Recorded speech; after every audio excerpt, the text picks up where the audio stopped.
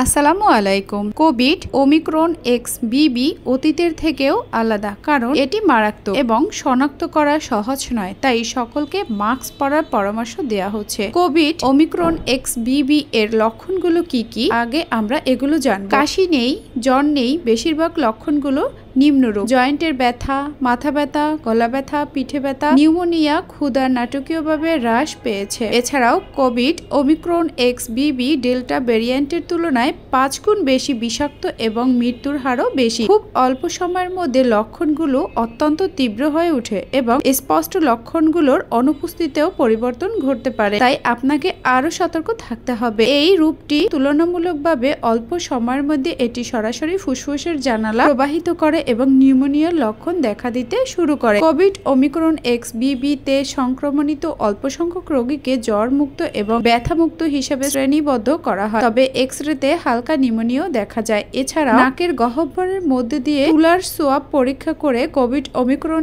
XBB নেতিবাচক প্রতিক্রিয়া দেখিয়েছেন এবং এই পরীক্ষার সময় মিথ্যা নেতিবাচক পরীক্ষা উদাহরণও বাড়ছে, তাই এই ভাইরাসটি খুবই দ্রুত। এর ফলে ভাইরাসটি সম্প্রদায়ের মধ্যে সহজেই ছড়িয়ে পড়ে, সরাসরি মানুষের ফুসফুসকে সংক্রমিত করে, ভাইরাল নিউমোনিয়া সৃষ্টি করে এবং তীব্র শ্বাসকষ্ট সমস্যা সৃষ্টি করে। এটি ব্যাখ্যা করেন যেন কোভিড ওমিক্রন XBB এর সংক্রমণ এবং মারাত্মক হয়ে উঠেছে। যতটা সম্ভব ঝর্ণাকীর্ণ স্থান এড়িয়ে চলুন এবং খোলা জায়গায় এমনিতে 1 থেকে 5 মিটার দূরত্ব বজায় রাখুন। মাস্কের উপযুক্ত স্তর পড়ুন এবং লক্ষণ ছাড়া কাশি বা হাসি না দিলে ঘন ঘন হাত ধুয়ে নিন। এই কোভিড ওমিক্রন XBB ওয়েভ প্রথম কোভিড-19 মহামারীর চেয়েও মারাত্মক, অতএব বিচক্ষণ এবং বৈচিত্র্যময় এবং নিবিড় সতর্কমূলক ব্যবস্থা গ্রহণ করা আবশ্যক। নিরাপদ থাকার জন্য বাইরে বের হওয়ার সময় অবশ্যই মাস্ক পরতে ভুলবেন না। ধন্যবাদ। সবাই সুস্থ থাকুন, সুন্দর থাকুন, ভালো থাকুন সব সময়।